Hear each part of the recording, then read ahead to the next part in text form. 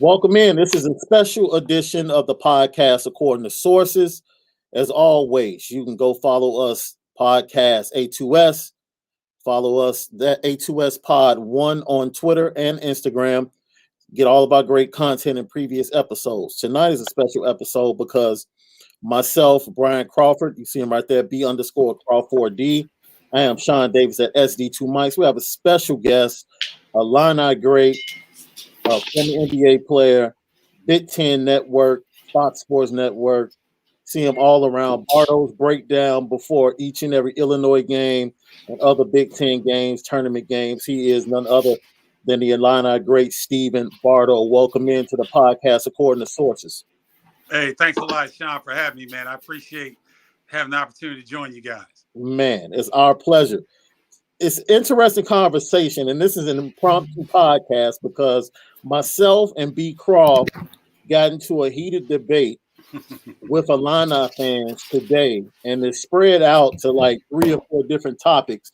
But the center of that was Adam Miller on yesterday. Of course, he entered the transfer portal after the end of his freshman year. And on yesterday, he decided to go ahead and pledge and commit to LSU for his sophomore year. And I want to get your thoughts, and let's go back to your IG post where you gave your original thoughts on when he first put his name in the transfer portal. Yeah, I was when I talk about this situation, I wear 2 different hats. So I wear my color analyst hat, and I also wear my Illinois alum hat. I wear my former basketball player's hat. So from a former basketball player, you see one of your brothers that's leaving after having a very successful freshman year and being from the state, because he's from Peoria.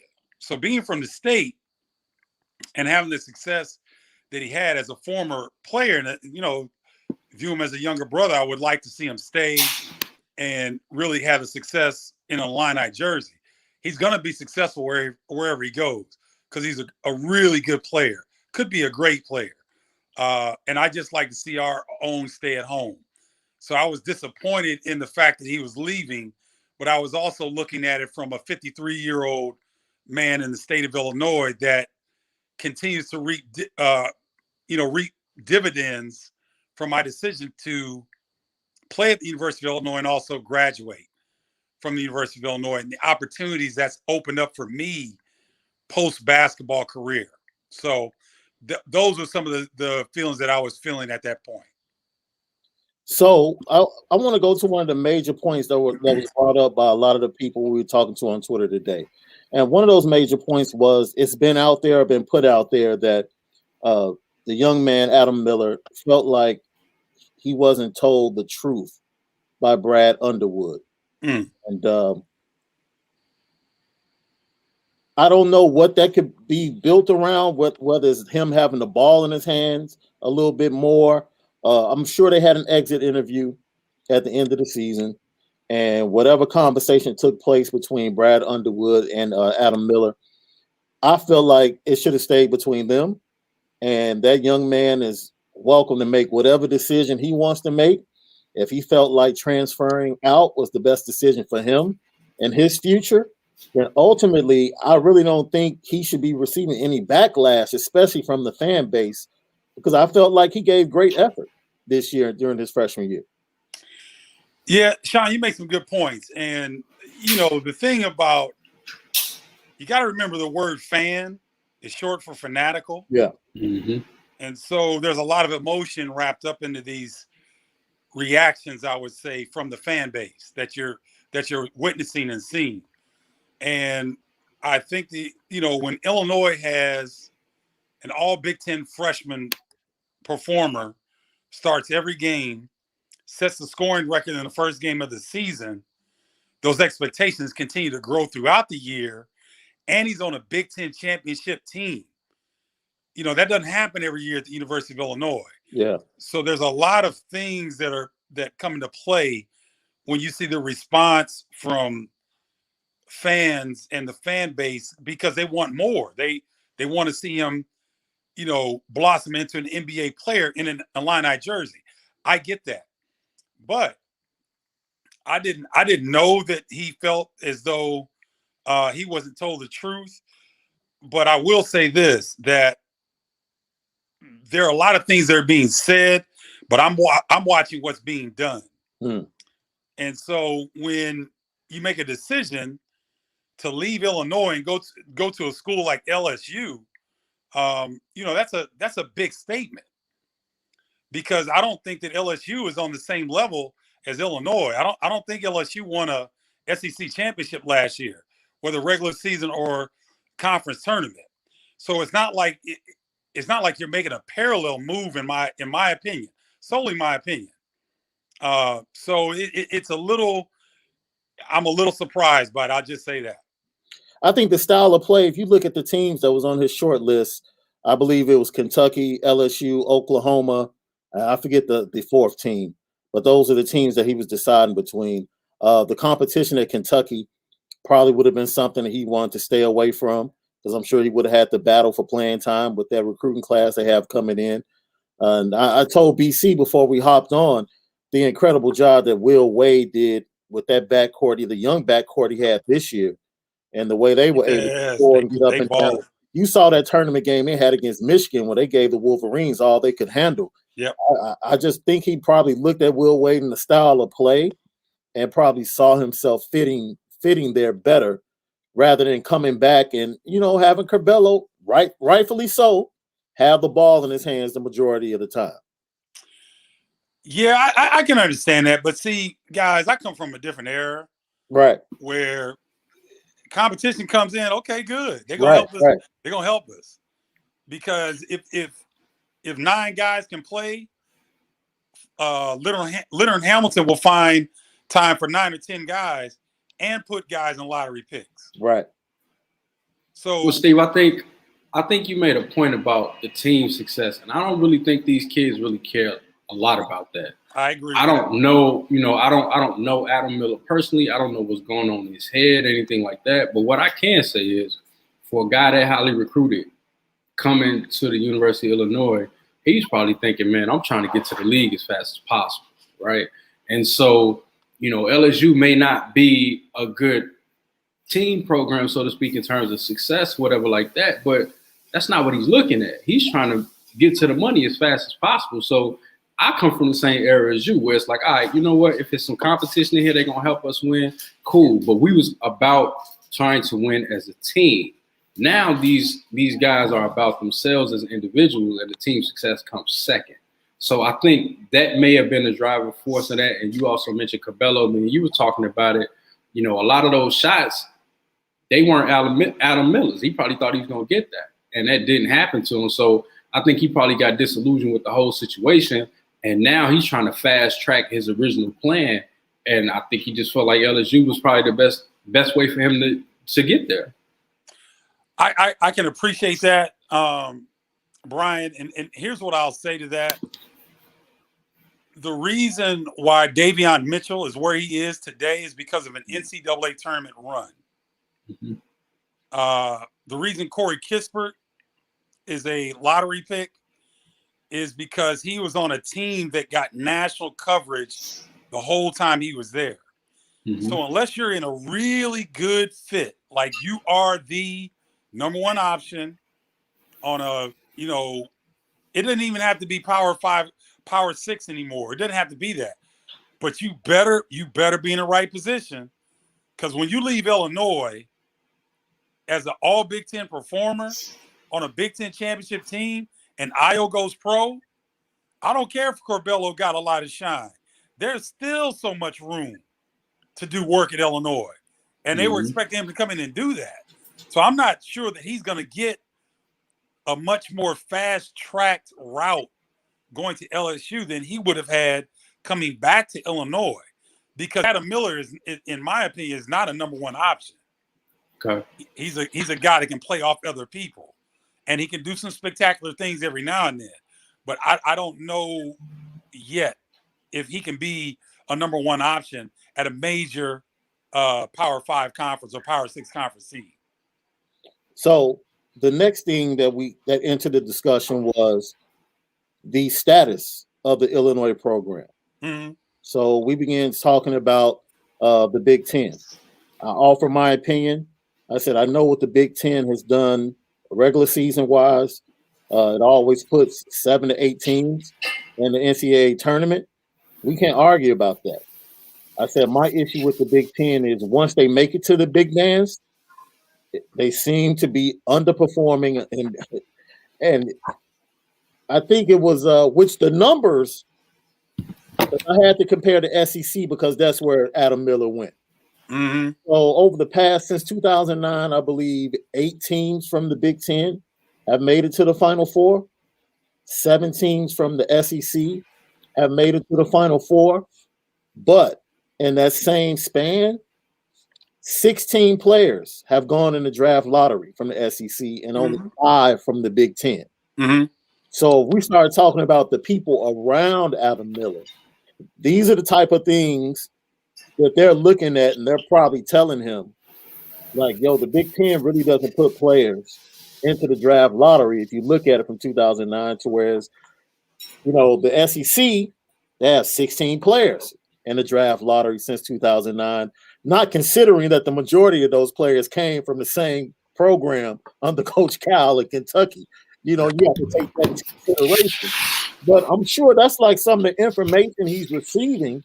And he's probably saying to himself, man, let me get to an SEC program that's more athletic, more up-tempo, and will probably give me a better route to the NBA. But didn't he get that information going in, though, Sean?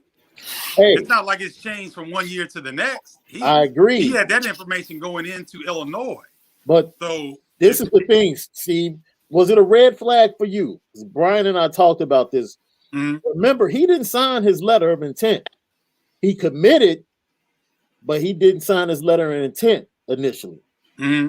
Juwan Howard gets the job at Michigan. He flirts with Juwan Howard in Michigan. Illinois is sweating, and then he ultimately signs the letter of intent to go back or to go to Illinois. Mm-hmm. And in the midst of this, you have Ayo pretty much leaning towards going to the NBA, but then the pandemic hits, and he announces that he's coming back. So this was just him deciding to go to Illinois. I don't know if he was all the way in. I'm going to be honest. I just take a look at it, and I don't know if I see a kid that's 100% bought in to Illinois. I think he had questions swirling in his mind early last year, and once the pandemic hit and Ayo came back, maybe he saw a situation where him and his guy could ball out for a year and go to the league together.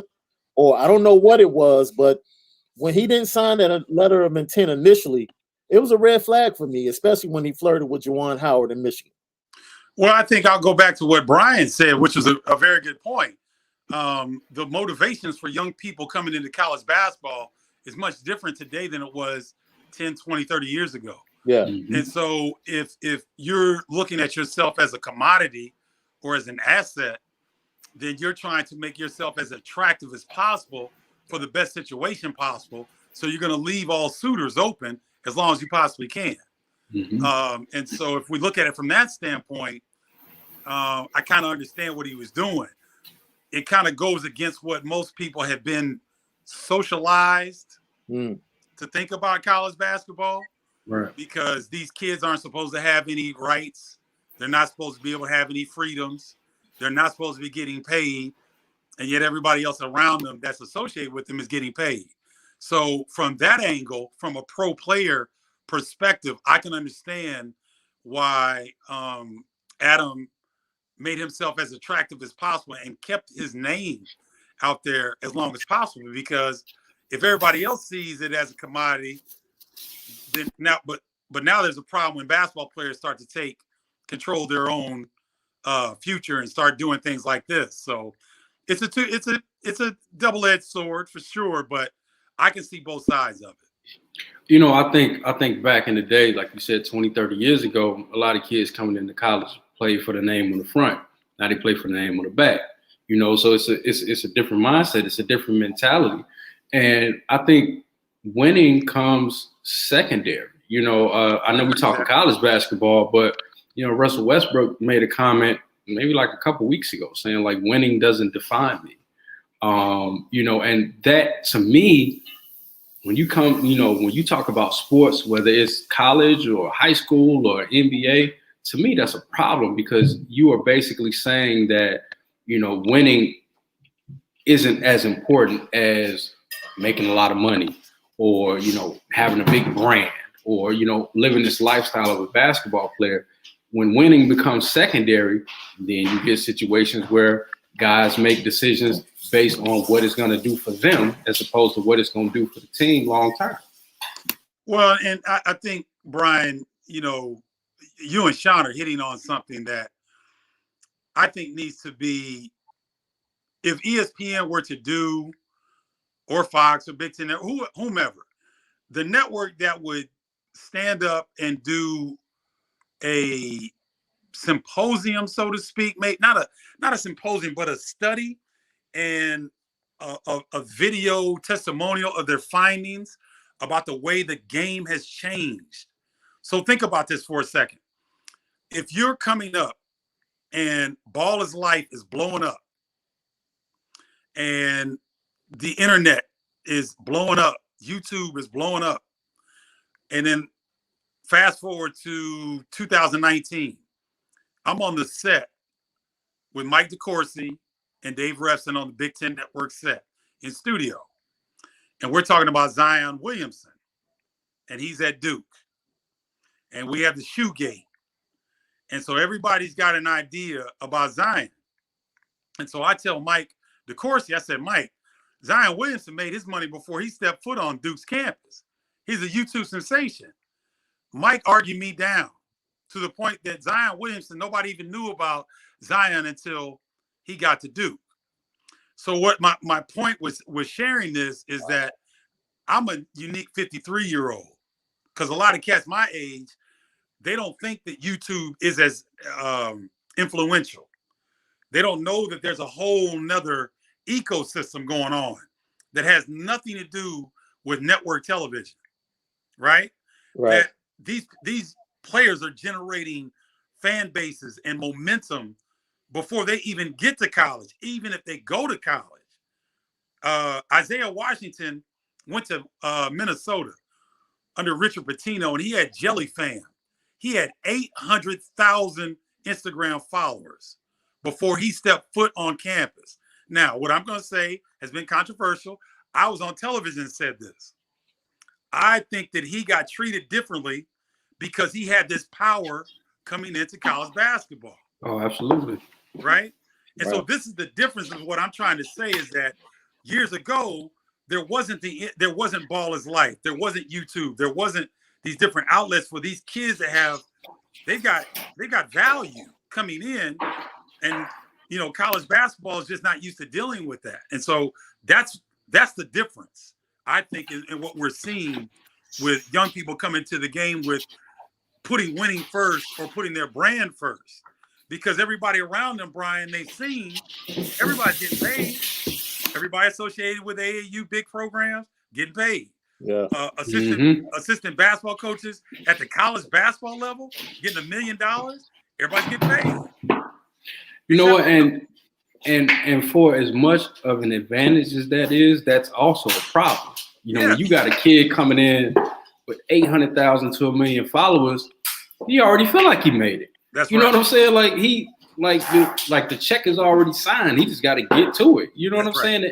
And that, to me, I think that makes a lot of kids work a lot less harder. I think they lose a whole lot of focus on what the bigger picture is. When you start making kids famous at 15, 16, 17 years old, you creating a monster for yourself down the line. It's going to be a headache for a coach. Now, that's not always true for, in a lot of cases. We could take Zion as an example. He was well known before he even played his first basketball game at Duke. That's right. But he's a different type of kid versus Isaiah Washington and the Jelly Fam with the finger roll, and we see how that turned out. Like it could go either, it can go either way.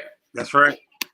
No, I agree. And I think that, when we look at these situations and we try to, like traditional media, legacy media is so quick because they want to be first.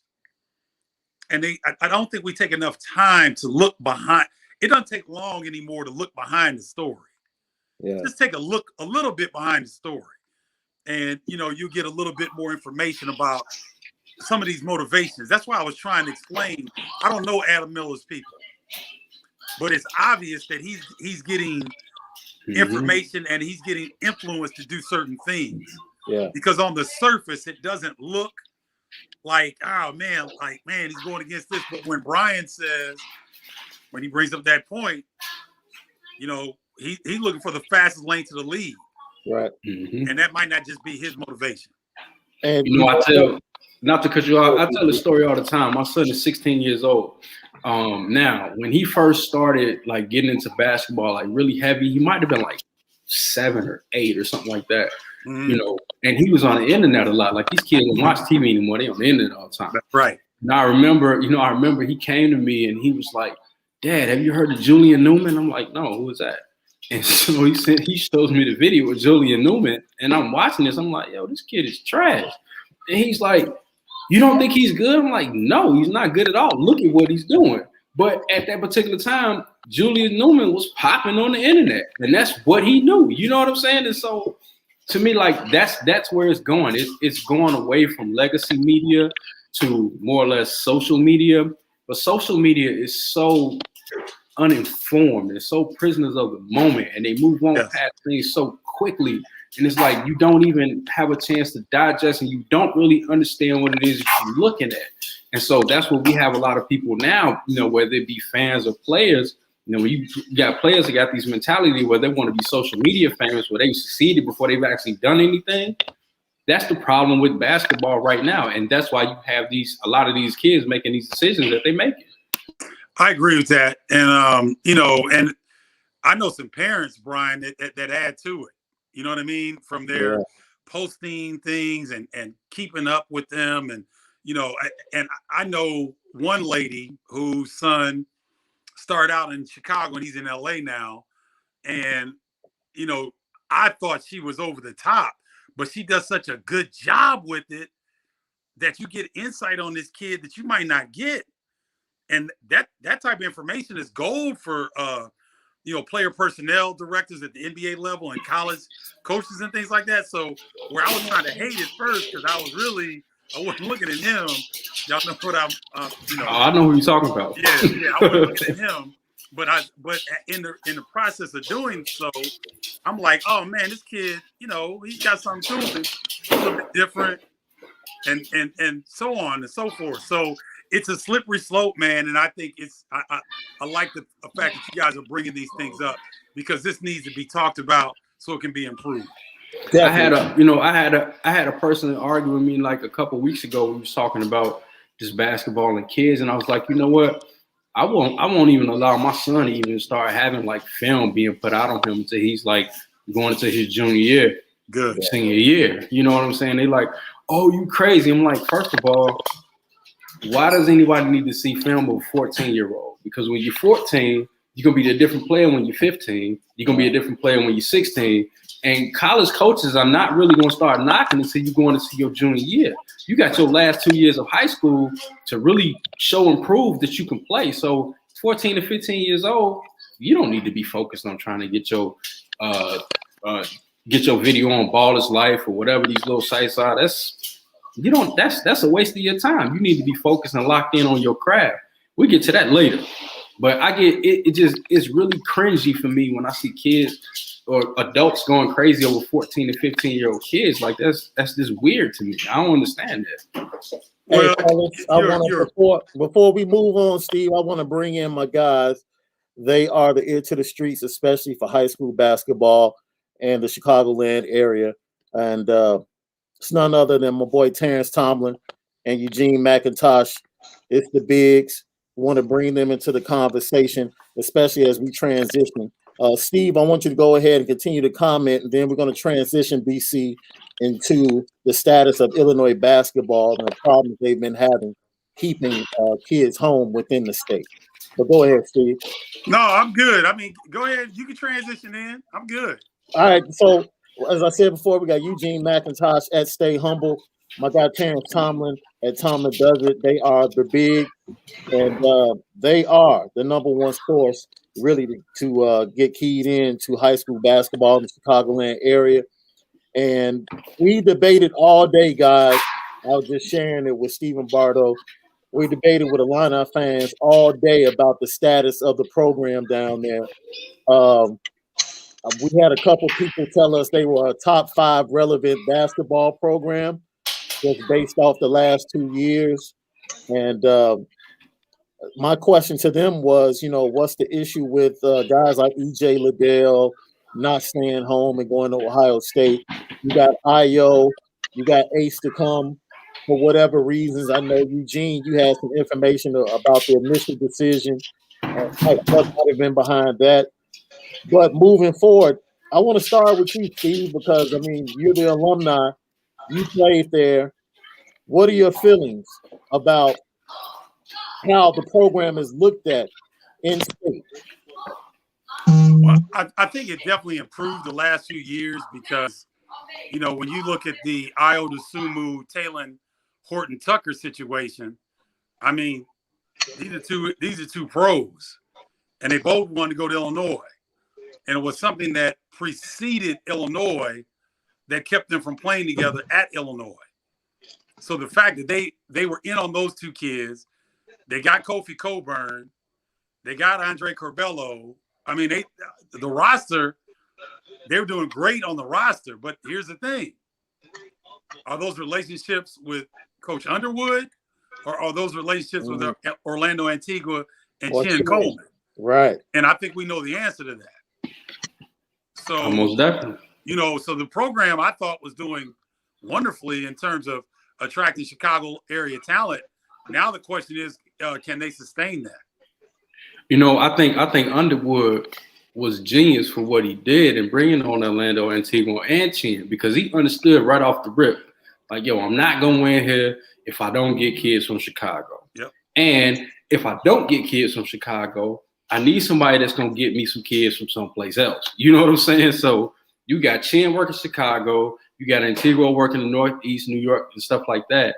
And those things right there help build this program and get it to where it is right now. But you're absolutely right, Steve. That relationship is not with the head coach. It's with his assistants. So is Orlando Antigua a bigger loss than Adam Miller? Oh, for sure. Oh, absolutely. There's no question about it. I mean, think about it, guys. I don't even want to put this out here, but I mean, you know the possibilities of what could happen based on, these coaches, going both leaving from Illinois to Kentucky. You can kind of see what the possibilities. So, I think one player can definitely hurt your program, but when you've got a guy who's considered one of the best in the country at what he does, and you lose him, I think that's a far bigger blow. I definitely agree with that. BC, you had we were talking about recruiting, and you kind of shed some light on me because I thought the job that Juwan Howard did with this recruiting class he's bringing into Michigan this year, I was like, man, I think they're a pretty athletic group. And then when you pointed some things out to me, I was like, man, the Midwest base for recruiting for the Big Ten schools might not have the same athletic base as, say, the South or maybe even out West. I thought it was an interesting point. So, Steve, what do you think about that as far as the Big Ten and the recruiting base possibly not being as athletic in the Midwest as some of the schools down in the Southeast or the South and even out West might have as a base? Well, I look at the city of Milwaukee, and we were to look at the population of Milwaukee and the number of NBA players that they put out in the last decade, they would rank up with Atlanta, Seattle, and Memphis, I believe, or maybe DC, but they're up there. Indianapolis has put out pros. Chicago puts out pros all the time. The state of Michigan is Amani Bates is the best high school player in the country outside of Chet Holmgren. He's in Michigan. I can go on and on. The Big Ten footprint encompasses New York, New Jersey, all the way to Nebraska, all the upper Midwest. So where there might be better athletes, maybe quicker, higher jumping cats, maybe. I don't know that that's an excuse for the Big Ten not to do better in the NCAA tournament than they have in the past. So what do you think is the main reason they seem to struggle once they get outside of conference play? Historically, this has been the case. I don't know if it's the case now, but historically, the Big Ten coaches wanted a lot of control. Yep. They wanted to control the way guys played. They wanted to control your pace of progress so that they can extract what they needed to from you. It's changed a lot. I think Chris Holtmann is. I don't think there's really.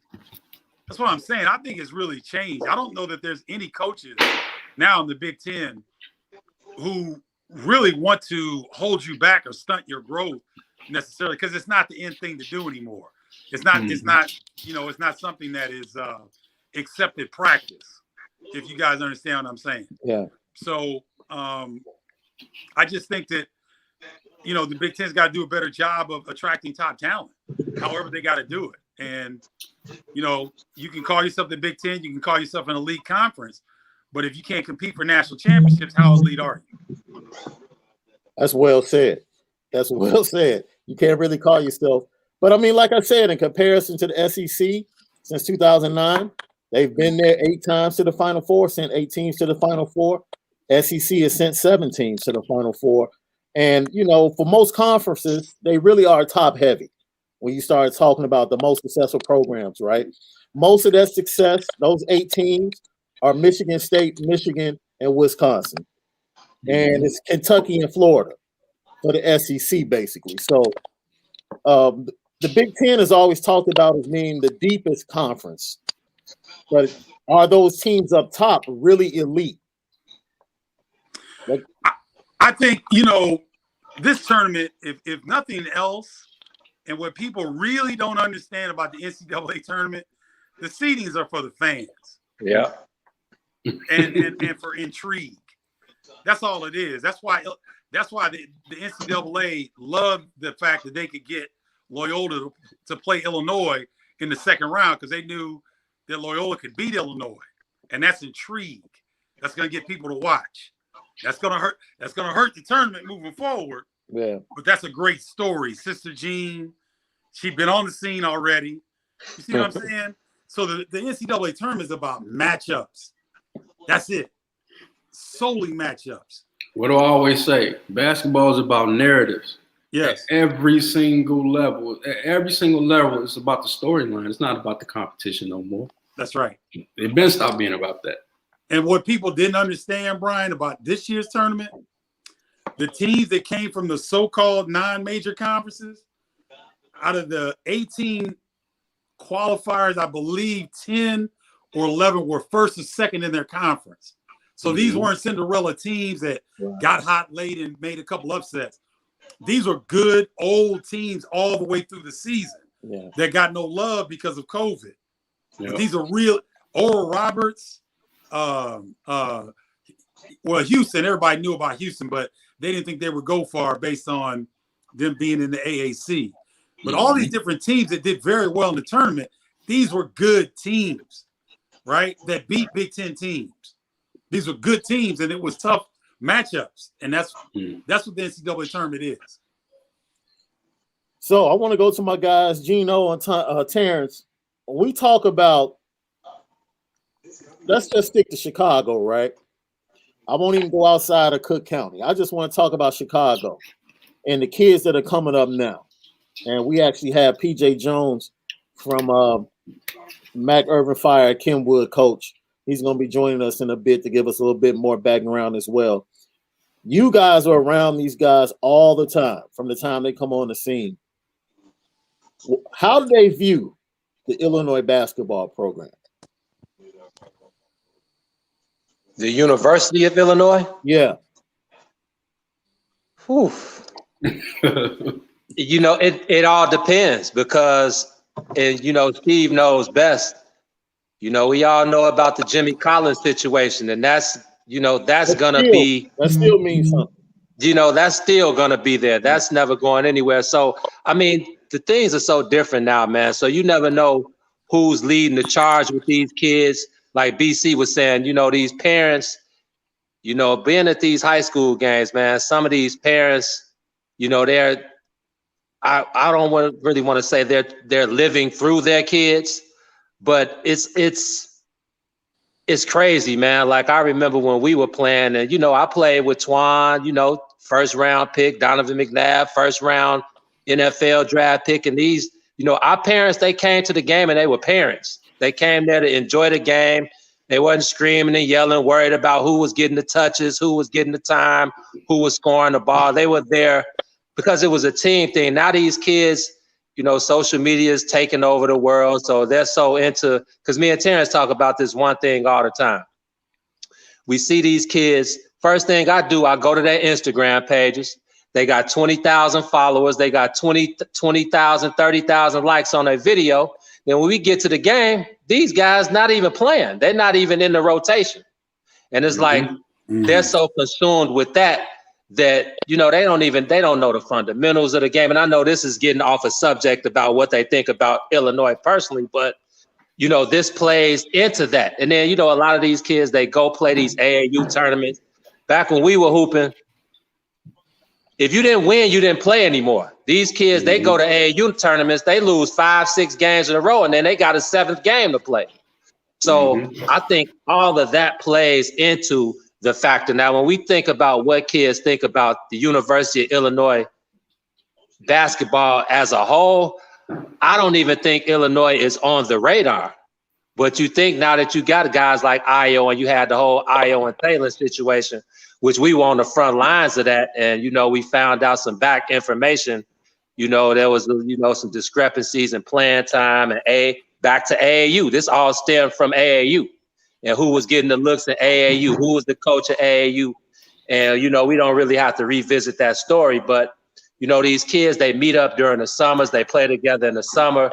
And, you know, they all think, you know, kids from here want to get away from Illinois. So that's the main reason why I don't think University of Illinois. And I mean, like Steve said, lately they have been back on the map. I think Io coming there, you know, showing, improving, and possibly being a first round draft pick this year. I think that's going to shed some light on them going forward. But I still think overall, Illinois is on the back burner for these top recruits coming out of the city.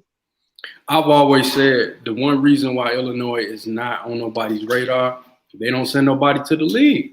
Period. They don't send nobody to the league.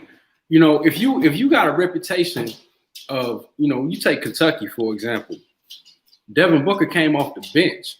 He was a lottery pick. You know what I'm saying? Like when guys are coming out of high school and they looking at college programs, like we said earlier at the top of the show, they looking at the fast track to the league, right? So I'm trying to go someplace where I'm going to play a lot, where I'm going to get seen, and I would ideally like to go to a school that has a reputation of sending guys to the pros.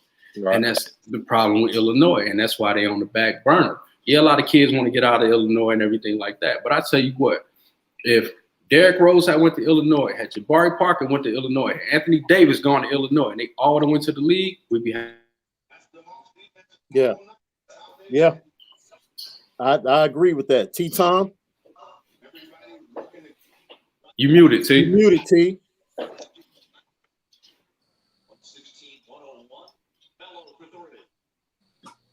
Might be the AirPods, bro. It's all good. We'll wait for that cat T-Tom. I want to bring in PJ Jones, man, coach over at Kenwood, Mac Irvin team as well. Coach Jones, welcome to the show. What's going on? What's going on?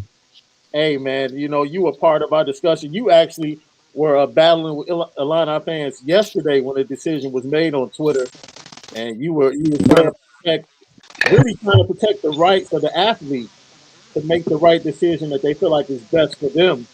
And you were pointing out to Illini fans that it's probably not a good idea to have so much vitriol towards a Chicago kid or a kid that played in Chicago with other Chicago kids watching on social media. Yes. Absolutely. So you nailed it. And that was the premise of my tweet of, originally even engaging the Illini fans. You know, I'm like, dude, you guys are bashing, cracking jokes and trolling Aaron Miller. Like, he's not loved by every high school kid in Chicago. like, you might want to cut back on that a little bit. So that was my whole point. They just kind of took it around with it and call me all kind of, oh, you can't take a joke and this and that. I'm like, it's not even about that. So, the other point I made with some of the guys I was going back and forth where it was like, you know, nobody owes anybody anything. If it's a bad situation, they change, and just leave it at that. You have the right to feel the way you do about it, but, ultimately, Adam has the right to leave. And like I said in that same conversation to those same fans, it's like, listen, man, don't forget who built that program up, where them kids came from. You know what I'm saying? That the University of Illinois program was built on the back of Chicago kids. So when you get to talking about, Chicago kids and they handlers and all of that type of stuff like that, like don't do that, because now you forgetting why Illinois is the program that it is, and that's super disrespectful to Chicago. Yeah, I mean, another one of them. He told me he tweeted out, "Oh, Illinois has found success in Chicago." What are you talking about? That makes sense. And then they were telling me, how much, oh, you hate Illinois. I'm like, I actually don't hate Illinois. I was trying to get this, while I was at Fenwick, before I, came over to Kenwood. I was trying to push, for some of the kids to go to Illinois. So we did a lot of content. All right, I'm Coach Jones, man. We're having a little problem hearing you. Some technical difficulties, so I don't. If you can try to reconnect, get a better signal, man, we would appreciate it, because I definitely want to talk to you a little bit more. Okay, I got you. All right. So, man, fellas, I got my T-Tom, man. We still can't hear you, bro.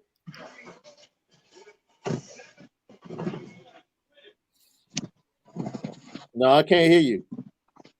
Man, welcome in once again. It's still the podcast according to sources. And we're talking about, man, we started off talking about Adam Miller and his transfer.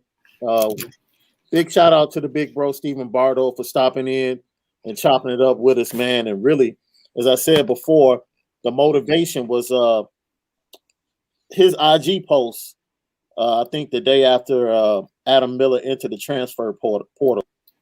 What he said, he came right out the box and said, man, this is really the people around Adam Miller. And really not the kid. And goes back to a great conversation we had, BC, while he was on here, about the state of the mind of a young athlete and really not being geared towards team success when they go to college. When they make these college choices, they're not trying to choose to win a national championship at all. They're trying to go somewhere that's the best route for them to get to the NBA. And I think the quicker these fan bases realize that, maybe they'll relax when these get into the transfer portal and try to go to another university. When dude in that conversation said that they should be happy to play for their scholarship, and I'm like, what? Yeah. Like, really? And shut up and play for the scholarship. Yeah, like shut up and play for the scholarship, man. Like, listen, college is a means to an end for these kids. Right. If they didn't have to go to school, they wouldn't go. They wouldn't go. Period. At all, bro. They wouldn't go. Like, why would they want to do that? You know what I'm saying? And then when they get to school, they're not really going to class, so to speak. You know what I'm saying? Like, they take a certain class. That's why I told dude, I'm like, listen, you need to educate yourself on the, on the Rashad McCants UNC grade scandal. Like, if you really want to know what's really going on in college basketball, read up on that. So, like Steve said earlier, fans have a totally different perspective than people who are around the game, who close to the game, who kind of understand the game. Because then once you get into that, I tell people all the time, like, I was a different person when it came to the NBA before I started covering it. And then when I started covering it and then being around the league and being around these guys, I had a totally different perspective on it. And I could never watch basketball the same way again. You know what I'm saying? I could never do it again. Like, it's not that it has taken the joy out of the game for me. Yeah. I just know it's so much politics to go on in that I just can't enjoy it the same way. Yeah. So Gino.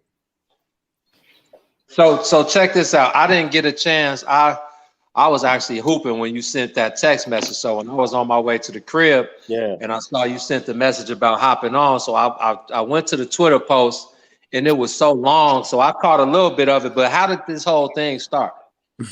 The whole thing started because I put up a post responding to the fact I didn't even know Adam Miller had committed on yesterday. Okay. So when I saw that he had committed yesterday, I was like, yo, that's cool. So I go and I started looking at comments under the post that he had committed, and I see this guy throw up some little GIF with some goofy trying to dribble and constantly losing the ball, talking about, man, this is Adam Miller at LSU trying to play point guard next year. Wow. And I was like, yo, I'm like, what? I'm like, man, what's up? Like, what's this? This is real goofy. You know that, right? And so he and I started going back and forth, and I'm sharing with him like, yo, you keep bringing up the fact that Marcus Watson played point guard. I'm like, the offense really didn't have a label. I'm like, him and he had the ball, Adam would bring the ball up. I'm like, they were really interchangeable in the offense. So it's like, it's not about a label. Nick found a way for it to work the same way he found a way when Ayo was on the squad. Right. Everybody had a chance to have the ball in their hands. That's just the way the offense worked. And I was like, I'm assuming that's what Adam was looking for and what he thought he was walking into when he went to Illinois, instead of being a kid standing over there in the corner in a box as a shooter. So that was the conversation. Then other Illini fans started jumping in. Okay. You know, trying to be funny, trying to crack jokes, trying to talk like, you know, the program's a top 5 program. We're relevant. What are you talking about? Like, dude, I said, right. This season was a season of luck. Because if the pandemic doesn't hit, Ayo doesn't come back. And then this one guy says, well, we still win the Big Ten championship if Ayo doesn't come back. I mean, you lost your mind. Well, you done lost your damn mind. You lost your mind. That's disrespectful. You lost your mind. If you think this program is that good that if Ayo didn't come back, you would have won the championship. No way. And it's just, for me, it started to become more upset. I started to become more upset because I started to realize that all of these Illini fans that were from downstate that were really coming at me were really showing their true colors and really expressing why, or showing why, everybody inside Cook County doesn't rock with their program down there. Like, the things you're saying right now are pointing out the differences and what keeps us apart. Like, let's be real. And like I said, who downstate has done anything I guess to help put that program on the map? The guy said he grew up, he played in Evanston. Is that what he said, BC? Yeah. Well, at first he was talking like he was from downstate, and then come to find out he was from Evanston. I said, that's even worse, because ain't nobody from Evanston ever committed to nothing at Illinois, never played at Illinois minutes. So, like, what you talking about? Chicago and their handlers and all that stuff. The problem I had is you got these adults, man, like, trashing these kids. Right. You know what I'm saying? Like, you trashing these kids. 30 years old, 40 years old, you know, taking shots at a kid who really believes this is the best decision for him. Mm-hmm. He really believes that. He believes this is the best decision for him. Who am I to tell him you're making a mistake? No, I can have an allegiance to the squad, but I can't tell you you're making a mistake for your life. I don't know what's going on in your life. No, Brad Underwood definitely sent him off. Point blank, period. Bottom line. You just gonna leave it at that? Yeah. Brad Underwood sent him off, period. Now, see, that came up as well. Oh, really? Yes. Yeah, because Adam Miller said is reportedly telling people that Underwood lied to him. Oh, yeah. Yeah. I mean, we knew that from the jump, though. When he committed there, I'm like, I don't know, bro. I mean, so did he commit before Ayo said he was coming back? We just talked to Bardo about that because it was tricky. You remember, he committed to Illinois, but he didn't sign his letter of intent. Right. And remember, Juwan got the job After he committed. Right. And then Juwan came after him. Mm. Right? But Ayo was on the track to the NBA at the same time. Right. So I said, to me, that's a red flag because that shows he's not 100% in. He's flirting with Michigan. He hasn't signed his letter of intent. I'm like, if anything, Ayo coming back kind of swayed him in that direction, or might have been one of the reasons why he went in that direction. Maybe he was thinking, go down here with my boy. We both ball out for a year. We both bounce to the league. That's what it was, SD. Yeah, I mean, I'm trying to think with the kid. And that's, you understand what I'm saying? That's to your point, BC. You know what I mean, about, Illinois not being able to send kids to the league. They got a special kind of situation with Ayo, a kid who necessarily didn't want to be a one and done. He didn't need to be a one and done. You feel me? And they got him to lead the program. And not only was that Ayo had that mindset, but everybody around him had that mindset. And then you got Ace coming there trying to piggyback off that, and that's just right. Buzz. But the difference is Ace came in there on some one and done. Yeah, absolutely. I'm trying to get in and out. You know what I'm saying? Like that's what it was. Right. Now, see, you talk about Ayo. I'll go a step further. I don't think Illinois recruited Ayo. I think Ayo and his family recruited Illinois. Wow. Because Ayo and his family constantly talk about this plan they've had. Like, here's the plan. Right? And Ayo's plan was basically like 2 years, I'm out. He talked about he wanted to help improve Illinois. But I think that same plan would have been at any school he chose to go to. Like, no matter where he went, this is our plan. 2 years, we're going to find out the best situation. Illinois was the best situation for him to get the most spotlight. It was 100%. To fit with him and the family's plan, which might even go into the whole THT situation, which I don't want to.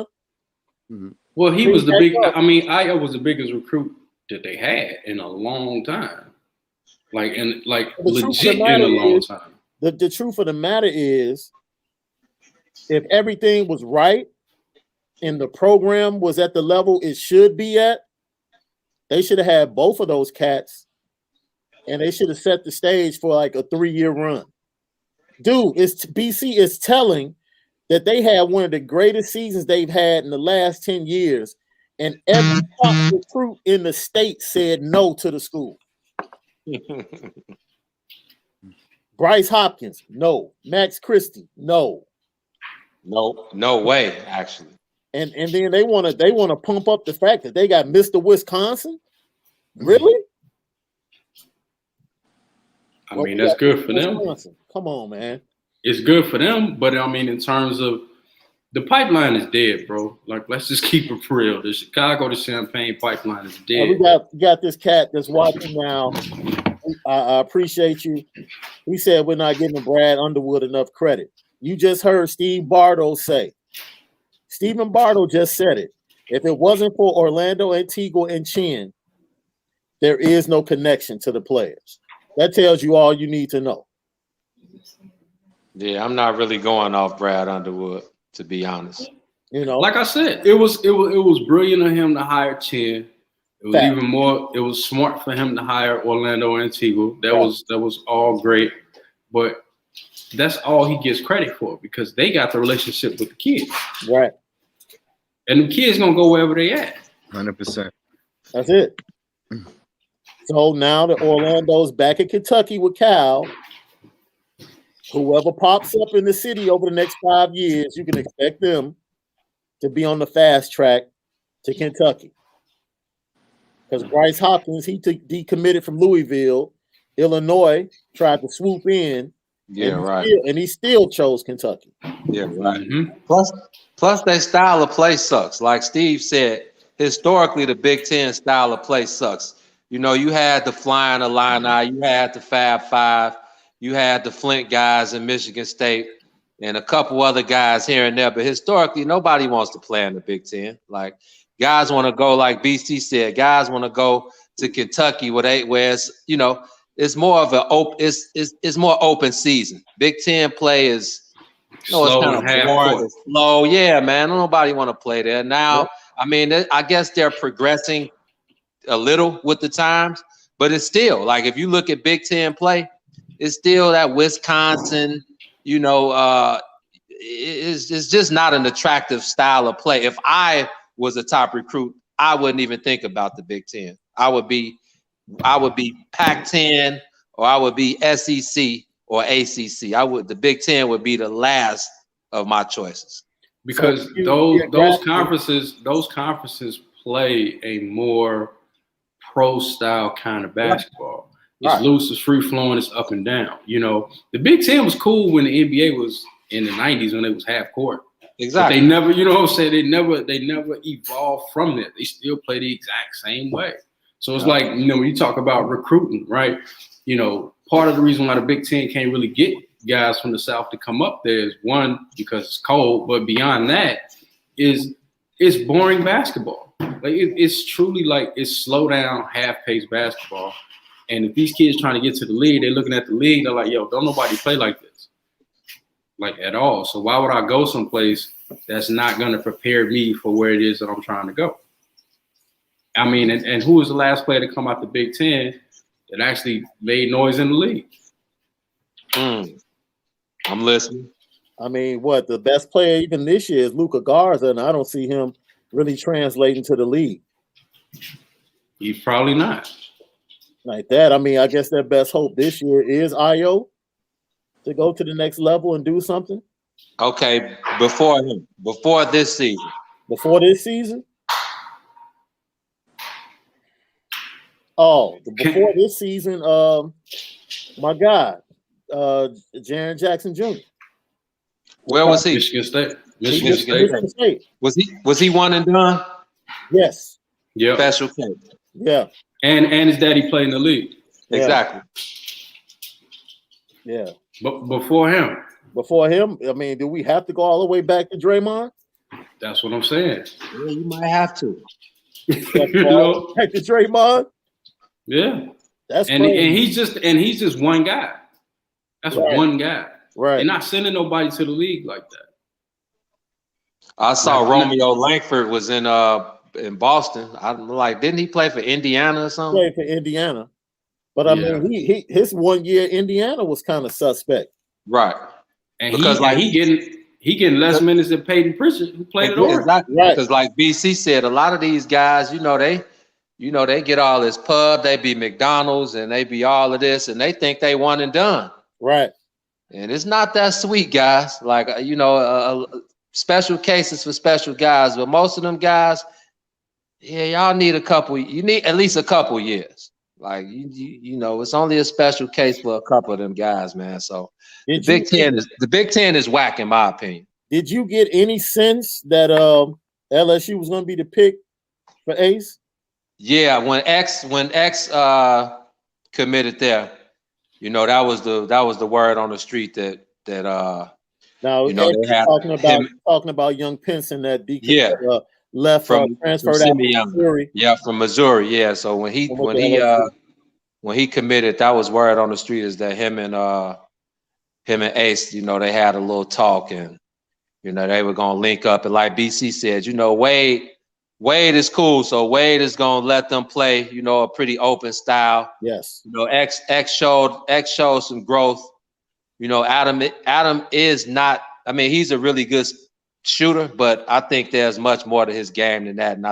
And he should have just gone.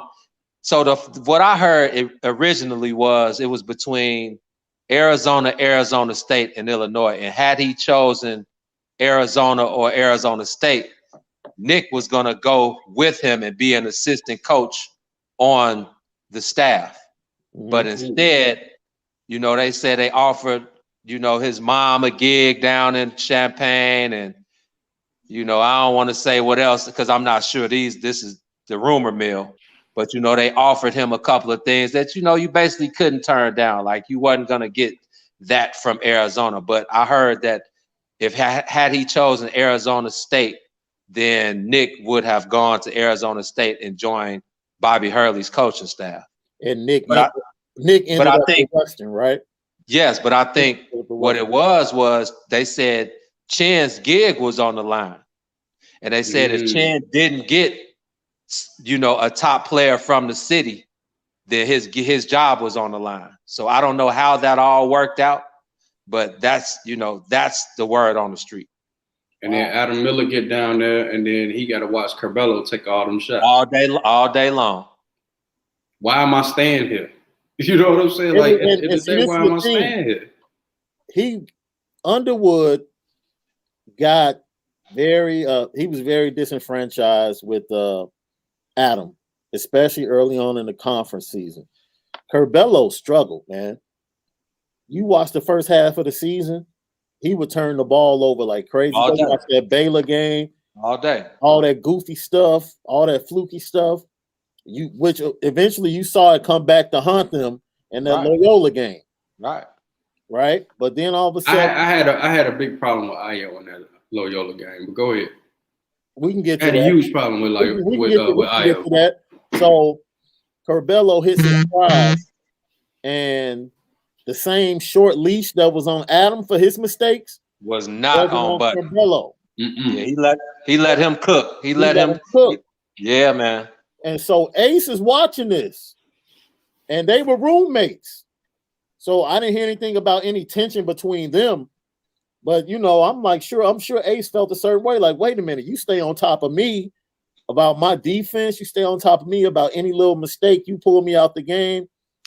This dude turns the ball over 2 straight possessions. It's nothing. So he probably felt a certain way. But yeah, let's talk about it. Let's talk about that Loyola game, because I felt like that dude checked out.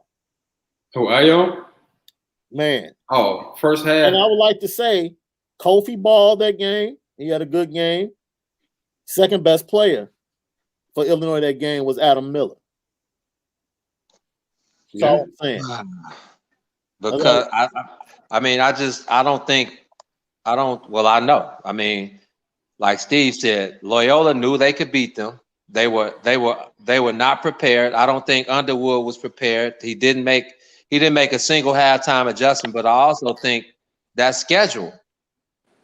They played nobody outside of the Big Ten. So there was no adversity to face before they got to the tournament. Right. And I think when Ayo, what's the coach that just left Loyola?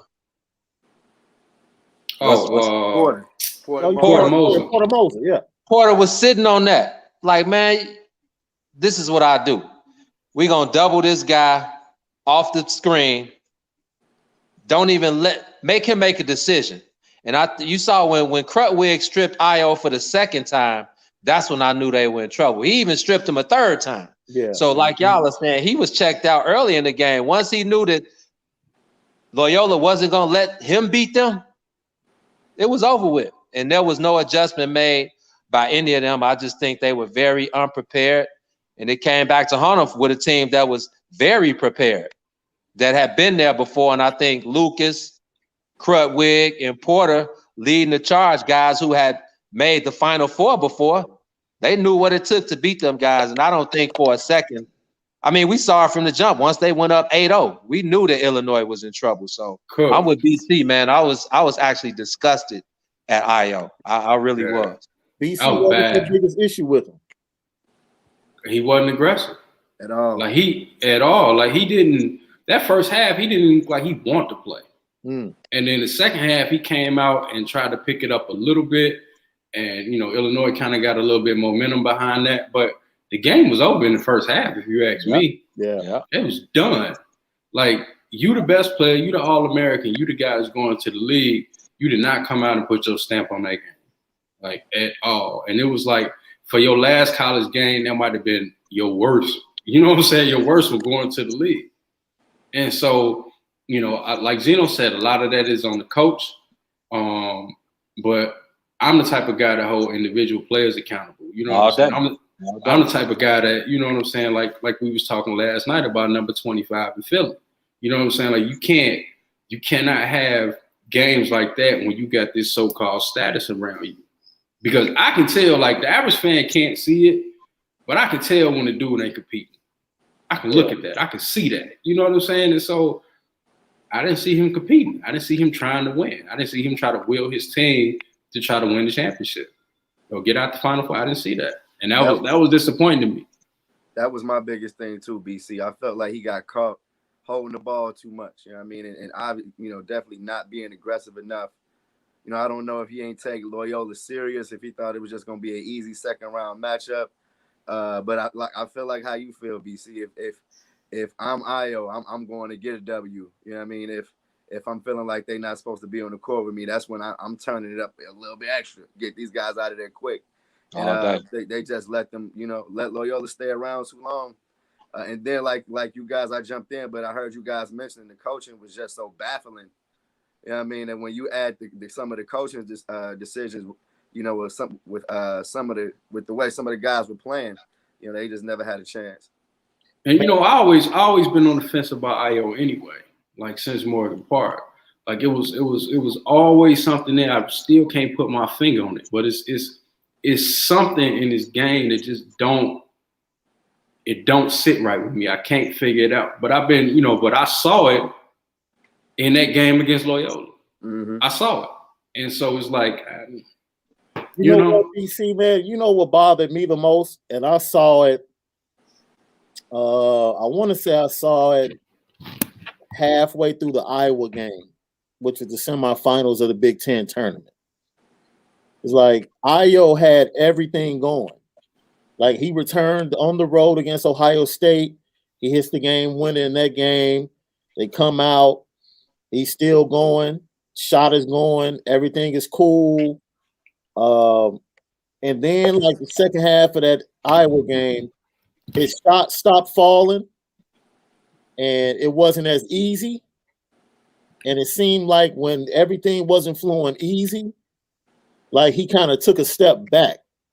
Because like that's when Curbelo really started stepping forward. Like when Io wasn't around, and then even when Io came back, when Io would take a step back and he wasn't aggressive, Curbelo was always able to make up that extra for them. So when that didn't happen in Loyola, and he turned the ball over and was horrible against Loyola, they really didn't have anywhere else to go because they were doubling Kofi as soon as he got the ball on the box, right? Like Porter had a perfect game plan. As soon as Kofi gets the ball in the box, double. As soon as Io comes around this high ball screen, hedge hard, trap him, get the ball out of his hands. Yeah. And like Underwood there was nobody flashing to the free throw line to say, man, get it to him. We go 3-on-2, 3-on-1, and beat them this way. Well, the question I have about Io is, what is he? What's his position? Now, you know what? That is, especially as you translate to the next level, what will his position be, right?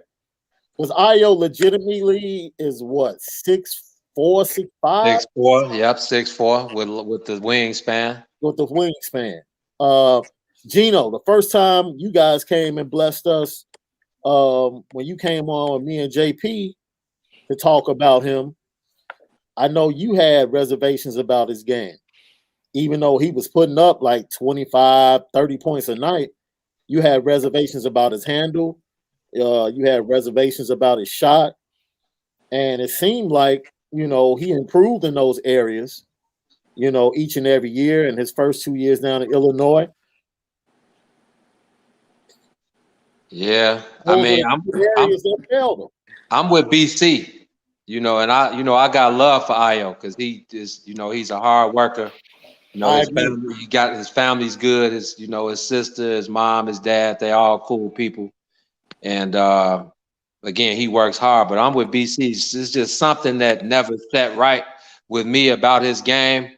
But I think as far as it translating to the NBA, I think the best thing for him that's going to bode well for him is going to the right system. I think he needs to go to a team with a pretty good player development situation, Utah, San Antonio, Miami, somewhere like that, because he's caught in the middle. He's not necessarily NBA point guard, material. Right. But he's definitely not the scoring guard material. So I think he's somewhere in between. Now, do I think he can get there? I think he has the work ethic, and I think, he has the ability. But if he goes, and even with that game, BC, I don't think that tournament game hurt his stock, because I think he was mid to late first round regardless. Mm-hmm. So best thing for him is to go to Utah, San Antonio, Miami, one of those teams that develops their players well. He doesn't have to come right in and contribute to a squad. He needs to play the background, learn from some vets, a guy like DeMar DeRozan, I'm just throwing guys out there, but guys who know how to play the game. Like DeMar DeRozan is a guy who's basically been DeJounte Murray is the point guard, but we've seen DeMar DeRozan basically control that squad all year. So I think that would be the best thing for Ayo going forward. Ayo giving me Kobe White vibes in the league. DC. That's generous, because I honestly feel like the issues that y'all brought up with Ayo, like y'all said, have been the issues that he's had since Morgan Park. I remember him playing behind Charlie Moore. A guy with all of that, and you can just see the differences in that game when he was playing behind Charlie Moore. Yeah. So until he develops a better handle, until he develops a jump shot that he can trust, then it's going to be tough for him unless, like you said, he goes to an organization that knows how to handle that.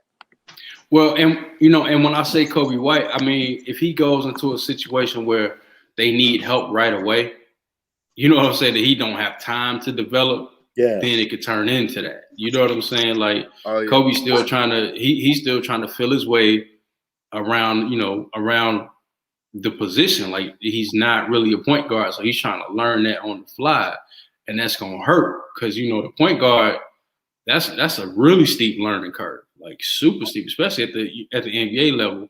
If you don't come into the NBA knowing how to play pick and roll, oh man, you 3-4 seasons behind. You damn near dead. You know what I'm saying? So that's kind of what he up against. Right. And you look at Bardo brought up a good point. Like, going into the season, I definitely would have put Ayo ahead of Davion Mitchell. But after watching the run that Davion just put up in the NCAA tournament, and just the way he went at Jalen Suggs in the championship game, it's like, now I can see Davion a lottery pick. I don't know if he even as good as Maceo Teague. I think teams will value him more than Maceo Teague. I hear what you're saying. Why? Because of his name? No, it's not because of his name. I just think Maceo Teague, from a skill standpoint, is longer, shoots better. I won't say it, because I think Ayo defends pretty good, in my personal opinion. And I think that's going to be his calling card, because that was his calling card and how he made it into the starting lineup on that Team USA team. Like, when he went to that tryout, Ayo wasn't expected to maybe even make that squad, and he ended up in the starting lineup. Well, like Gino said, he a hard worker. Yeah, hard worker. What I'm saying? He's going to work hard. That's his best attribute. So if he comes into an NBA roster and he defends the way I feel like he's going to defend and do the small things, because he's a smart kid. Extremely smart kid. He knows how to play the game. He just has certain deficiencies, and his deficiencies are really on the offensive end when it comes to shooting and dribbling. Well, in the league, man, you can work on that in the league if you're willing to put in the work. But that's the wrong time to try to work on that. Because I think I viewed Keldon Johnson the same way. When he was coming out of Kentucky, I was like, yo, I don't see it. Like, I hear what they're saying, I don't see it. And he goes down there with Pop and the Spurs, and they put some pit bull in him now. And it's like, yo. Well, it's like I always say, you got some guys that's hoopers, and you got some guys that's system players. And if you a system player, you need to go to a system that's going to help you get the maximize your talent. Yeah. A hooper can go anywhere. Anywhere. because that's what he gonna do. But not everybody is hoopers, and a lot of guys coming out these days are system guys. So they basically painting by number. You know what I'm saying? And so if you take them out of their element, you're not gonna get the same thing out of it. So, man, let's get ready to close this out. Once again, man, we thank Stephen Bardo for joining the podcast, talking about the Adam Miller transfer down to LSU, and talking about the current state of basketball and the program, and even talking about some things that need to happen with basketball itself. I think he said the NBA, not the NBA, but the Big Ten and some of his coaches need to catch up from a coaching style standpoint, and also need to realize that these players and their view of their programs. When you have 200,000 followers going into a program, you really are the one that has the power, and you're recruiting the program you want to go to rather than being recruited by a coach. That's for a lot of guys nowadays. I'm all for guys taking control of, their career, so to speak. I'm cool with that. I just don't think everybody needs to have that power. And I don't think everybody should try to leverage it if they do have that power. I mean, how do you control that though? I mean, that's something that, especially with this year, the one-time waiver to be able to go wherever you want to go and play immediately. Like once they put that out, it should have always been like that. It should have always been like that. Why, if I go to a situation and I don't like it and I want to go to another school, you're gonna make me sit? That's stupid. Yeah. Like I think that's dumb all the way down to high school. That's that control factor. That's the part of it I don't agree with. Mm-hmm. You know what I'm saying? But at the same time, sometimes, it's certain situations where it might actually be better for you to not come in and play right away. Yeah. But it's a double-edged sword, I guess. Yeah. But I didn't want to get. Go ahead. No, I was just saying. You see, little Charlie, he done moved again. Yeah. What's this? His fourth school? Yep. Number 4. Where he at now? Miami. Where you going now? Miami. Oh man. You? Right. And this is his 5th year, right? Well, like SD said, these guys, this last year basically didn't count. It's a free year. It's a free year. Yep. So he's Jay Coleman. Was it that was at the Jalen Coleman lands? He's transferring again. Yep. So, dang, for real. This is like his 6th or 7th year. Yeah. He was at Illinois as a freshman, right? He was at Illinois as a freshman. Then he transferred to DePaul once Underwood got there. And then he was at DePaul. He left DePaul and went to, was it Oklahoma? Yeah, I think it was. Oklahoma. And don't tell me these kids need to appreciate playing for a scholarship, man. They're not trying to go to school. They're trying to get to, but they trying to get to the paper. Yo, that was the funniest thing in the world. Like, dude, this is not, especially in the state of Illinois, like, no kid from Chicago putting getting Illinois tattooed on their back. No. Like, dude, kids from Chicago don't look at the state of Illinois like that. No. There's no love like that. So you talking about, man, play for the jersey and play for your state. Yeah. State, what? Yeah. That's been dead. Hey, before we get out of here, I did want to have a lead conversation since I got my brother on the line. Gino, I have reached the point where I'm not gonna even say dude's name no more. I'm just gonna call him by his number. I heard that number 25 from the 25. I'm not saying these lips do not speak the name of bums. I do not. Man, 25 from the Sixers. That's from the Sixers. low. You know what I'm saying? I can't even say his name no more. Gee, I can't do it. Man, you completely at that man's head. I see. Oh, that last night out here making the Bulls look sorry. Man, last night was it for me. That was it. Man, you had the whole fan base literally celebrating a putback, bro. His 5th point. What happened? 30. The man played, okay. Pop basically rested all of his starters except Keldon Johnson. Everything. That's the first thing. Right. So they had a whole team full of bench players last night. Right. It took Philly overtime to beat them. That's the second thing. With Embiid and him. With Embiid and dude, he gets the game-winning tip in, and it's his 5th point of the game. Right. He finished the game with 5 points, was it 6 rebounds, 5 assists, and 2 steals. And the highlight of the game. And elite defense. Don't forget about that. And they was at my neck. Oh, he just hit the game-winning tip in. It's his 5th point. ABC, all you need is the highlight of the game this time. Yo, it got so bad. The NBA tweeted he hit the game-winning tip in. They put up everybody's stat line except his. Come on, man. And he had a bunch of nights like that. Number 25 from the Sixers. Number 25 from the Sixers. That's how I'm going to refer to him. I'm not saying I didn't did Tony Snell like that. I didn't did Harrison Barnes like that. And now it's his turn on the Summer Jam screen. I'm not saying his name no more. Harrison Barnes a bum too? What? Trash. He ain't came out of the bum territory before you yet. Oh, I mean, he cool now because he been in Sacramento. Like, he done had some nights where he didn't put in some work. But, man, before that, I couldn't give him nothing, dog. Like, since Golden State, I couldn't give him nothing.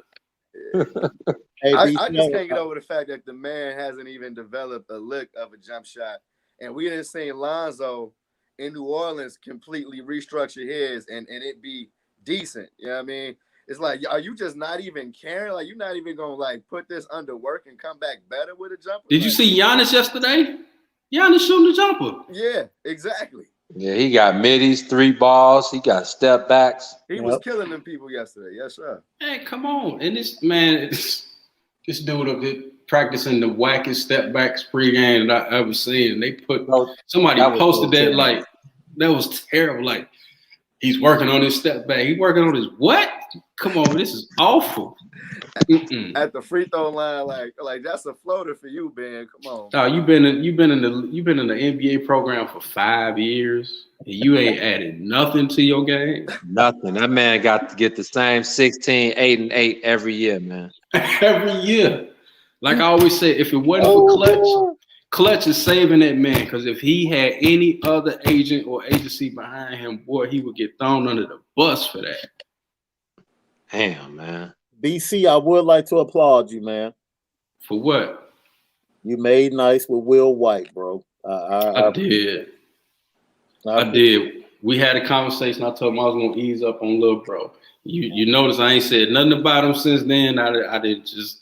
I'm gonna let him make it because you know what I'm saying. It was a nice, respectful conversation. He thought I was gonna duck, like he thought I was gonna, you know what I'm saying. Like I don't know what he thought, but he was like, "What did he say to me?" He's like, "You know how some people talk online, and then you know you get them on the phone and in person, it's something different." I was like, "Bro, you don't know me. Cause I'm gonna tell you straight up, regardless. Like it don't matter when or where, what the situation is. I'm gonna tell you what's up." But now I'm gonna back up off of. Who is Will White? Kobe White brother. Oh wow. Wow, hey, man. He sent your boy a kite. You know what I'm saying? we had a whole phone conversation and everything, bro. Oh, wow. What? Yeah. I'm like, wow. Yeah. I'll tell you about it, but yeah, this was a couple weeks ago. Oh, man called me on the phone. He had people hit me like, "Yo, such and such want to holler at you." I'm like, "Shit, he got my number. Tell him to call me." It's crazy, bro. You coming too hard at my bro. No way, man. On my life, G. That's what it is. For real.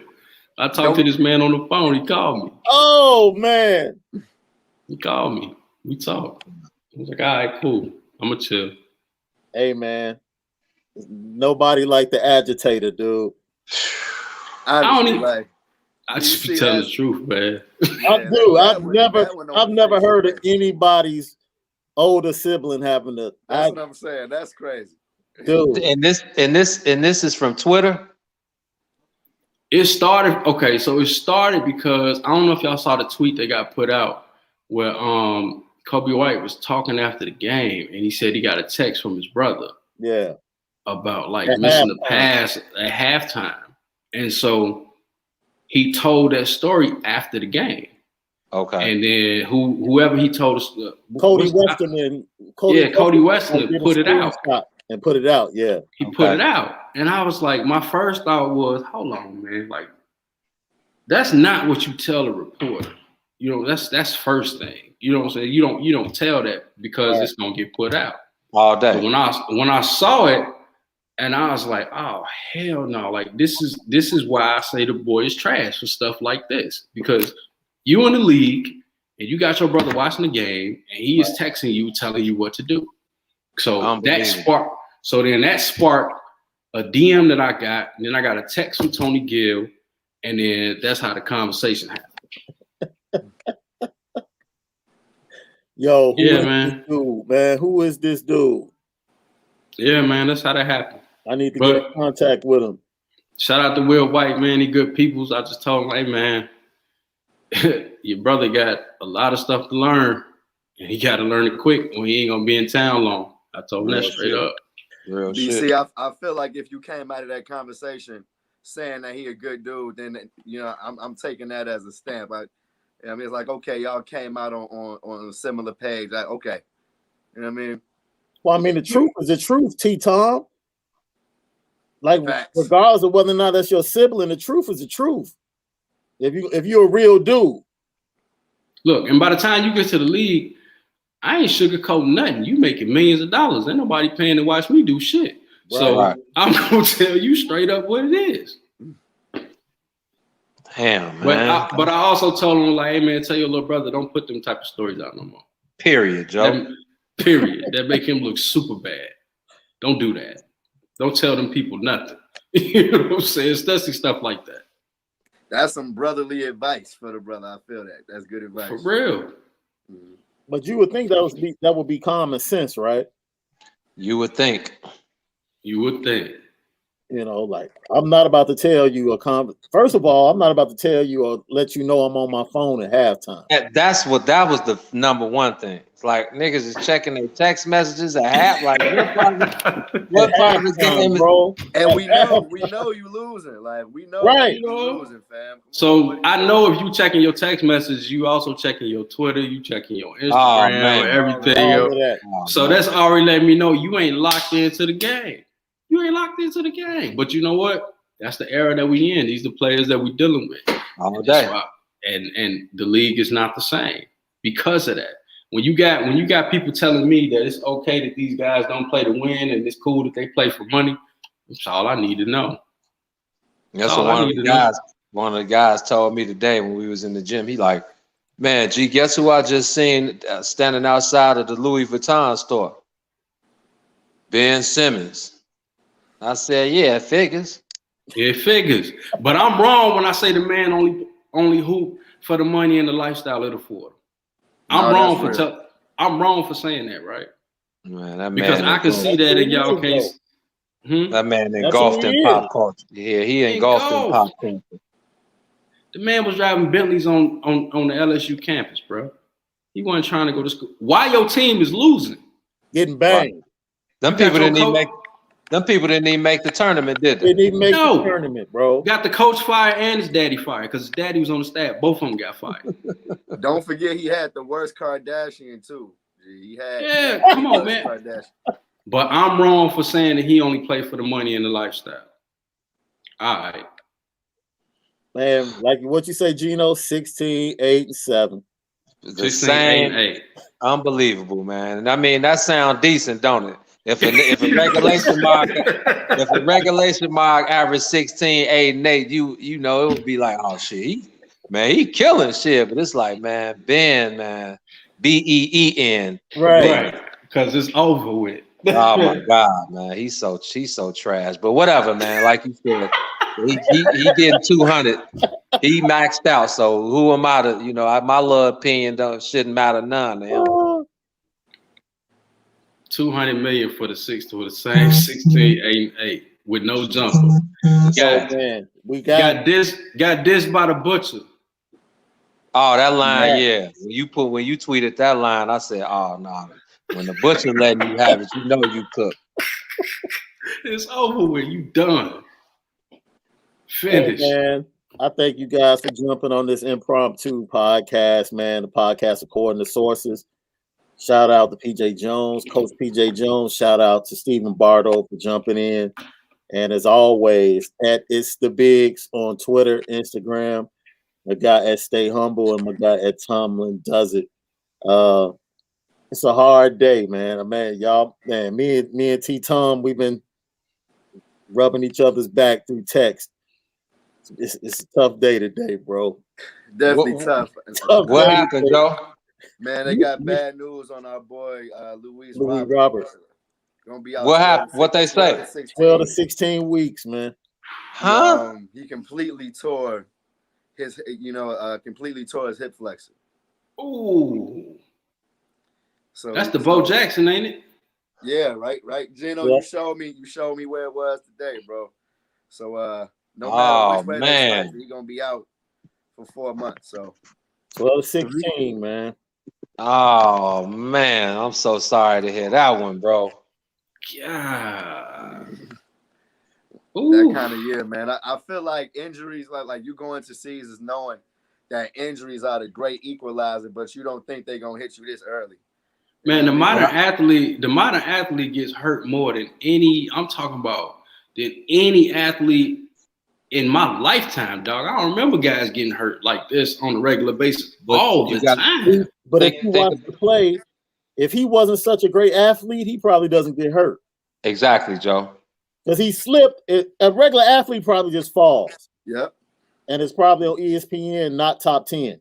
This man kept running all the way through it. This dude, he's an elite talent. Like you don't see a guy like that on the baseball field very often.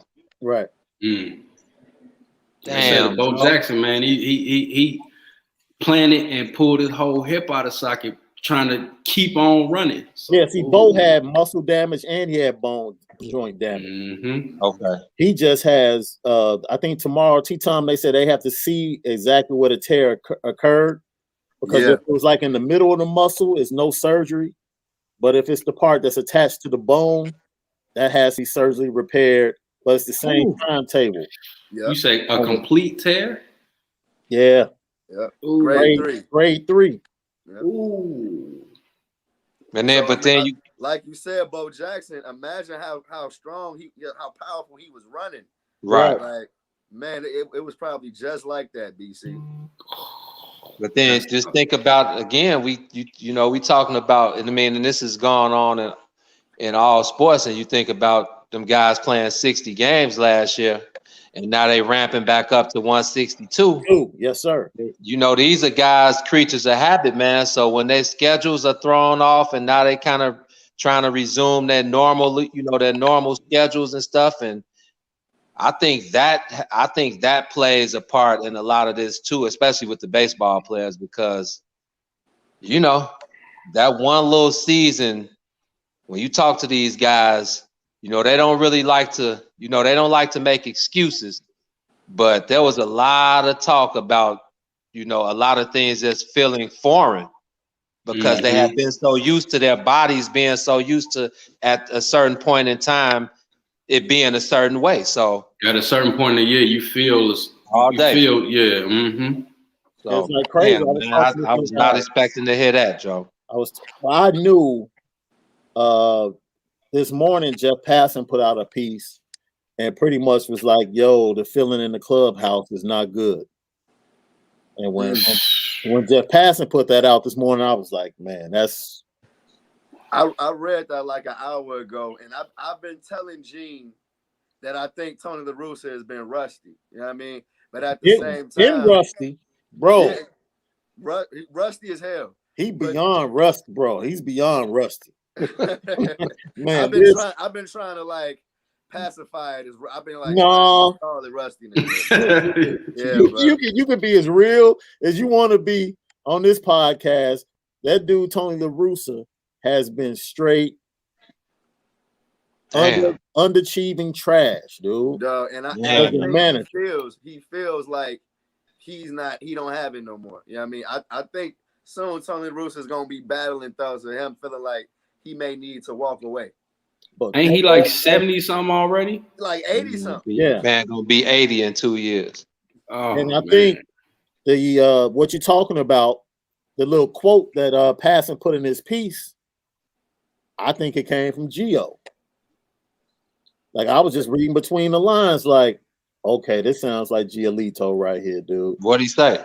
You know, because he was just like, man, you know, cats in the locker room are really upset with the decision making from the manager. Oh, damn, Joe.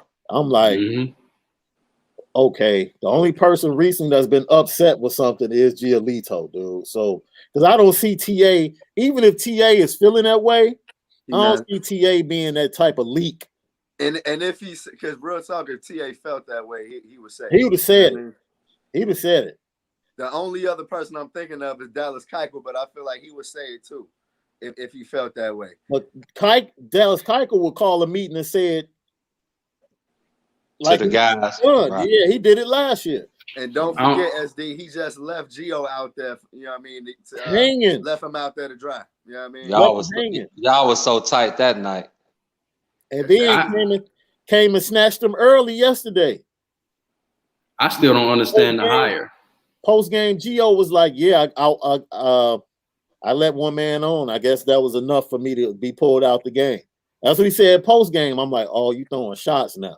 Big shot. And honestly, it was just a scratch my back kind of thing. BC, it was totally a get right thing from some shit that happened before I was even born, dog. So, a favor. Exactly. Got called in. No, that's real talk. A favor before they both checked out. They like, hey, ain't no telling. Let's go ahead and make this right before one of us. Yeah, you remember what happened in '85, right? Hey, we gonna go fix that. I'll take it a step further, bro. I'll take it a step further. It was some plantation type stuff to me. Let me tell you why. There's some plantation type stuff. This team's getting too black. T, what I tell you, and too cool. What I tell you, T. I feel like this team is getting too cool, and everybody's loving this team too much. I got to cool it down a little bit. Get somebody in there I can, figure out and hear from them what's going on. It's gonna report back to me because Ricky Renteria was the players' coach. He let them do what they wanted to do. SD, when I said that when he got hired, people was telling me I was tripping. You know what I mean? No. I felt like that's the only reason you hired Tony La Russa is if you got tired of seeing the bat flips and the home run change and the celebration. That's the only reason you bring Tony La Russa into the fold on a young team like this. He don't have anything in common with anybody on his roster. Let's restore some order around this joint. If you really thought the reason you didn't beat the A's in that series because they weren't focused and they were having too much fun, then you don't understand your roster. Period. Like you just didn't have enough on the roster. Period. Look at her. That's Daddy's baby. Yeah. She need her camera time, Joe. She do. She on the camera all the time, but she trying to see who's stealing her attention right now. We almost done with him. Right. Yes. But yeah, man, that for me, it was clear that like, yo, this is deeper than just, I want to find a good manager that got some experience. No, bro, you trying to put the clamp down, put the muzzle on, what's buzzing and what's bubbling on the south side, which is dumb. From a baseball standpoint, like, dude, you had the most talked about team of the shortened season, and they didn't even win the championship. At the MVP, I mean, you got other MVP candidates on the roster. You got Cy Young candidates on the roster. I mean, yeah, and then you go and set them back with an old school manager. Right. Who get a DUI, 2 days after he got it's the second DUI. Y'all know who I am, right? I'm a Hall of Fame manager, man. I got 3 rings, man. Be cool, Joe. Man, that remind me of that time. Y'all remember that story when Quintel Woods got pulled over in Portland? In Portland, yes, sir. He didn't have no ID at his basketball card. It was yes, sir. Like, you fool, you think we give a fuck about that, nigga? You think you Clyde Drexler, man? Yes. Right. Oh man. But yeah, man, big time, man. That for me was crushing, man. And I don't even know, it hurts even more this year because what? Your minor league system doesn't start until tomorrow. Normally they would have started at the end of March, so Right. you would have players ready to come up. But now, man, nobody. So I mean, unless y'all want to send KB over to us for free, you know, because man, we had people calling today talking about, so man, y'all send Kopech. I said, man, y'all lost y'all mind. I'm not sending Kopech over to y'all for KB. That's an untouchable right there. That's an untouchable. Yeah. Gino, is you watching what's going on this TV, man? Like y'all can I'm watching it. Y'all please, y'all watching the Bulls game? They down 1-9, but they done came back. They was down what, a dub? They was down almost a 30-pack. What's the my boy Denzel hitting back-to-backs.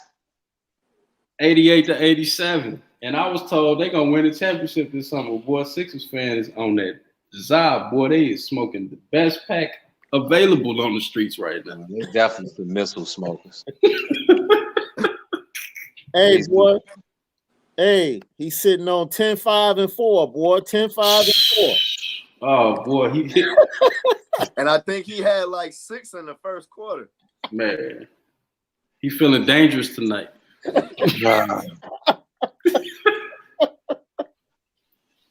He must have heard me talking.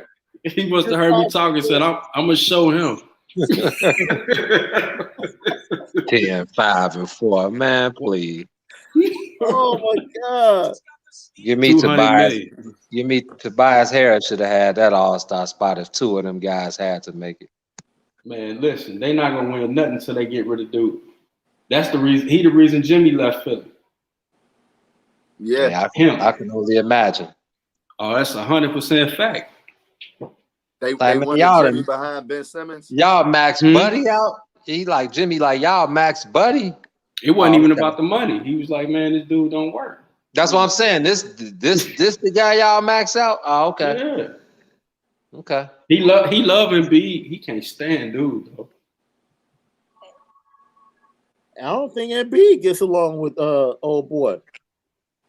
Listen, man, the man. The last time he won anything basketball related, he was on the loaded high school team. When he was on the team in Montverde, in Florida.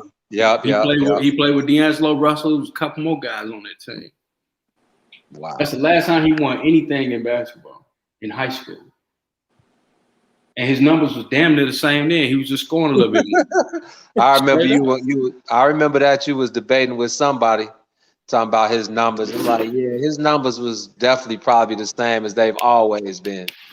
Listen, he averaged 25, 6, and 9 in high school. And now he's in the league against better competition. It's 18, 6, and 6 or 18.